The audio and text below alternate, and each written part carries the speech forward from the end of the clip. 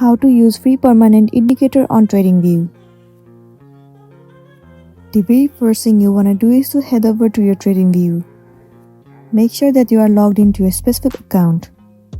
Here you can see if I click on settings, 3 different indicators are available. If you want to use, make sure that you click on the checkbox. Essentially, I have combined 3 indicators in one, so that's why I'm not over the 3 trial limits. So how do we do this? First of all, you have to open the Pine editor. You will be able to script your indicator from scratch. So if you go to open, click on new blank indicator, and you just have to start coding.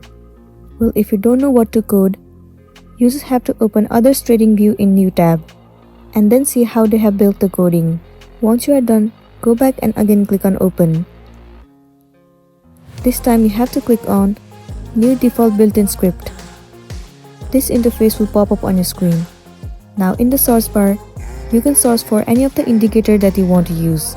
For example, VWAP, and then click on it. Well, you can see this is the code that you can copy, and then you can put it on your own script. You can also use the public library in the indicator tab. Once again, source for VWAP. Tons of different VWAP indicators will be visible to you. You can select any one of it, and then you'll be able to see how other people have coded. So that's it, and this is simply how you can use free premium indicator on TradingView. I really hope this video is going to be helpful for you. If it does, please make sure to like and subscribe to our channel. And thank you for watching it till the end.